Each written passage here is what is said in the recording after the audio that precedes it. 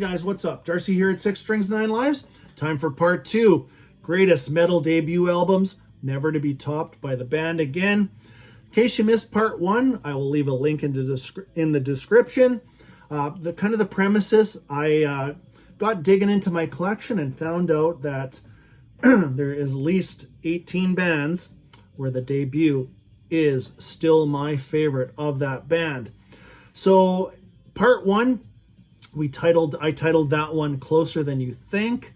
I held up my favorite. Of course, it was the debut, but there was one that's very close.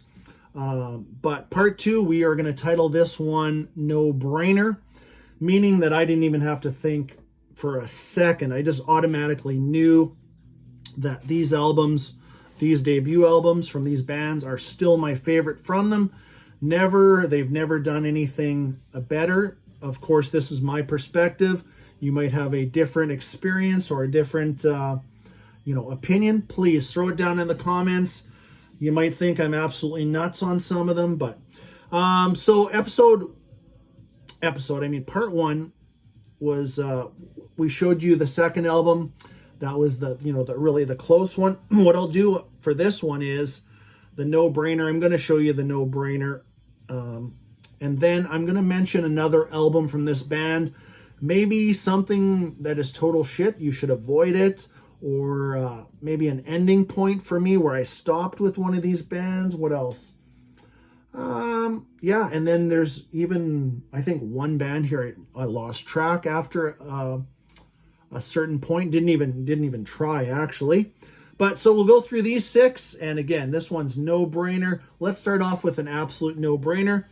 If you've watched me for, any extended period of time, this is one of my favorite albums of all time. But this is an absolute no-brainer. And the debut is never going to get knocked off as far as I know or can see. Wasp debut album, 1984. I still count myself lucky that I got to see them in 1984 with this exact lineup.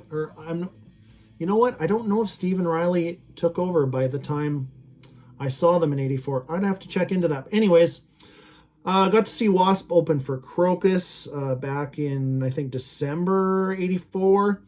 Touring on this album. That night, to be honest with you, Crocus should have been opening for Wasp. Wasp just absolutely blew them away. No disrespect to Crocus. Love those guys too. But yeah, I probably don't have to talk much about this album. Let's name one sleeper, or what do you call it? Deep track. School Days. Love it. School Days. Here Doing Time. Yeah, that's just awesome. But the rest of this album for sure. So what I'm going to do in this video, I'm just going to, like I said, I'm going to show something, hey, maybe you haven't checked out in a long time, or like I said, maybe something you should avoid. But here's one, and again, it's a Wasp album that I'll show you. This one gets left at the bottom of rankings or near the bottom. It gets, one word gets thrown around all the time with this album, industrial. And I'm like, man, I just don't get it.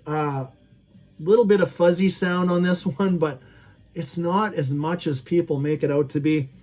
Go back and give this another chance. Just do me a favor. This is Wasp KFD. When did this one come out? Chris Holmes came back. So this came out in 1997. KFD, which stands for Kill, Fuck, Die. And there is Blackie and Chris right there. Yeah. Definitely dark subject matter, things like that. But if you scrape away some of that and stuff, there's just a Wasp album here. Blackie sounds great. Chris's guitar tone is back.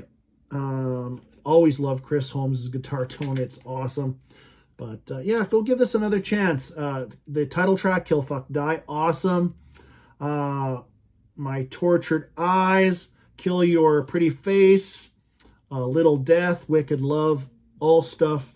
Yeah, I've done a ranking on Wasp, and I'll tell you what, this is not near the bottom. It is more near the top than it's near the bottom. So there's that. First one. All right, next, no-brainer, little bit of thrash. And if you can't guess or if you've watched a few of my videos, you're probably already guessing this one. Not only is this my favorite thrash album of all time, my favorite thrash debut of all time, one of my top six favorite bands overall. Anyways, this is Testament to Legacy. Lightning in a bottle. They've never quite done something like this since. Don't get me wrong. They have some awesome albums. The New Order, Practice What You Preach, newer stuff like Formation of Damnation, even Titans of Creation, a good album too.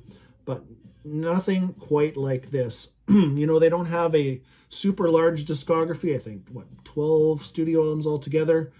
Looking like their next studio album will be early part of 2025, so we had to wait 5 years for that one. But yeah, what can I tell you about this album? Not a wasted second on here. Such great tracks. Over the Wall, Raging Waters, First Strike is Deadly, Alone in the Dark.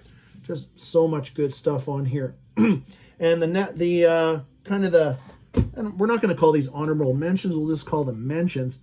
Got to see Testament on this tour. Still got the old ticket stub, $20 to get in to see Testament open for Megadeth. October 27th, 1990. So that was Testament opening for Megadeth on the Rust in Peace tour. What a show. One of my probably second or third thrash shows at that point in my life. And they were touring on Souls of Black. So originally, at this point, I should say, this is the weakest thing they've done. You know, the Legacy, New Order, Practice What You Preach, and then this. But over the years, I've learned to appreciate this more. I've said it in the past, there's nothing wrong with newer Testament. You know, you call it thrash by numbers, whatever you want to do. I know that you could take their past 4 studio albums, dump them all in a bottle, shake them up, and, you know, spill them out into 4 whatever order tracks, and you'd still probably not miss a beat. But it kind of made me appreciate going back, and not that I hated this album to begin with, but the production on here is, I do like thin production, but it's thin. And they always said, they had a rush to get this done so they could join the Clash of the Titans tour or whatever, whichever tour they were trying to jump on. But yeah, I've spent a lot more time with this over the past couple of years, and I will continue to, you know, those first 3, I can play them in my head. You know, this, Low, The Ritual, stuff like that, I like to play a little bit more. But there's Souls of Black. So we got 2. Next up, another big, if you want to use a sports analogy, turning point was in 1984. I got to see Judas Priest on the Defenders of the Faith tour, and the opening band at the time was Great White, and they were on their debut album, which still ranks up there as one of my top 50 favorite albums of all time. They've never done anything like this in my, well, obviously my opinion, but this is a metal album for sure. Great cover song on here of Substitute, Out of the Night, Stick It, On Your Knees, Street Killer. My favorite track on this album, though, is called No Better Than Hell. Yeah, Jack Russell, great voice. He just had definitely not the bluesy stuff that came after this, which there's nothing wrong with that, and we'll get into one of these albums right away. But his voice was really sharp. You know, he's probably in his mid-20s at the time, but yeah, desperate need of a vinyl reissue, this for sure.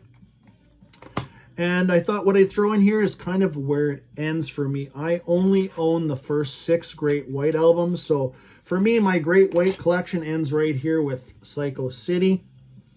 An album that I don't go back to that often, but Great White's albums 2 through to 6, they got some good songs, and you know, Once Bitten, Twice Shy, Hooked,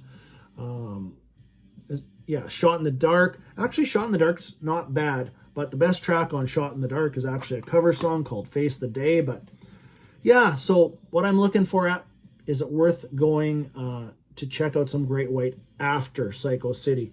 Not only is this all I have, but this is kind of the end of their years with Capitol Records. Next up, 100% no-brainer. This one came at a really cool time in my life, which was 1980, what was this, 86? Yeah, 1986. Poison, Look What the Cat Dragged In. And you know what? Back in the day, we weren't picking apart, that's not metal, that's hard rock. This is, honestly, it was all metal. I couldn't give a shit if somebody, you know, corrects me in the comments or things like that. Don't care. But glam metal, let's just call it glam metal then. Whatever. But this is just, I just have so many great memories of this album. And believe it or not, my favorite track on this album is the opening track called Cry Tough. I just thought the lyrics were so good. You know, maybe just hit you at the right time in your life. But yeah, again, it's just such a fun album. I Won't Forget You, great ballad. Look What the Cat Dragged In, great tunes like Play Dirty, Talk Dirty to Me. Yeah, you know the hits of this. But another one of my favorite tracks on here is called Number One Bad Boy. But never to be topped. Did they come close? No. Did they put out some good stuff after that? Yes, they did. And I picked up the very next album, but they just never quite hit their debut. But this is Open Up and Say Ah. This is my original cassette. Some really good tracks on this too. Love on the Rocks, Nothing But a Good Time. Look But You Can't Touch. Cover song, Your Mama Don't Dance. Bad to Be Good. And I did pick up, I do have Flesh and Blood and then Native Tongue. But after the first 4 Poison albums, I'm honestly, I'm clueless. I have no idea. I don't even know. I couldn't tell you actually how many studio albums Poison has. So if you are a big Poison fan, let me know in the comments. I know the first 4 albums, but after that, totally lost track. But nothing is beating this one. Next up, another absolute no-brainer. An awesome purple cover. Purplish cover. Purple logo. So maybe I gave that away right off the bat. This one is just for sure a yearly spin, if not twice a year. Cinderella Night songs. Did they come close? Not in my eyes personally. This is, I don't know. This is just perfection. There's, what is there? Even a weak track on here? I don't know. Once Around the Ride maybe, but even that's a good track. Yeah. Long Cold Winter came up next. Good album too. They lost me a little bit on Heartbreak Station, but we'll talk about what's coming after Heartbreak Station next. But let's name you one track. My favorite deep track on this album is called Push Push. So after Heartbreak Station, which I wasn't a super big fan of, I don't dislike it, or I don't hate it, that's for sure, put it that way. But maybe a little too on the bluesy side for me. But what came a few years after that, in 1994, is their last studio album, Still Climbing. Man, if you missed out on this, go back and check it out. This is, man, tough time to come out, 1994. Kind of a cool cover, big ladder into the sky out of this crazy maze. But yeah, check out some tracks. Bad Attitude Shuffle to lead off. Great song. But my favorite 2 tracks on this album are Blood from a Stone and the title track, Still Climbing. That bluesy, infused, heavy bluesy stuff, it's here. And like guys like Blackie Lawless and Jack Russell, Tom Kiefer has a very distinct voice. Absolutely love it. If you don't check out anything from this, but one song, well, do 2 songs, but Still Climbing. Check that out, of Blood from a Stone. But the title track on this, superb. What do we got left?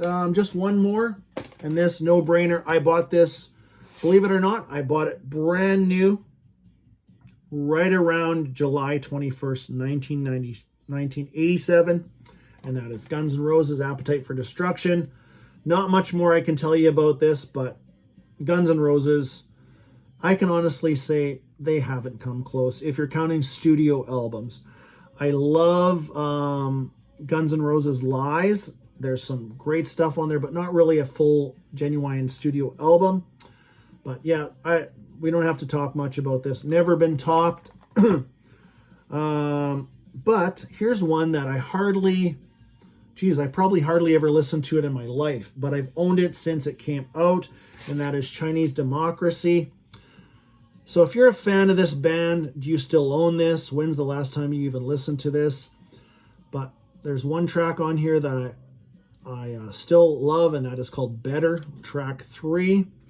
But other than that, I don't know. I probably couldn't tell you how any of the other 13 tracks go to save my life. I'm going to set this aside and give it a spin and see if anything pops out. But so there's part 2, no brainer. Part 3 will be coming up next. What are we going to title that one? That one will be called Timing is Everything. Those cool experiences in your life, maybe your first concert, maybe somebody made you a mixtape with a bunch of stuff on it that you discovered, through a friend. But yeah, so hope you tune in for that one, and I hope you enjoyed this one. Until next time, stay heavy.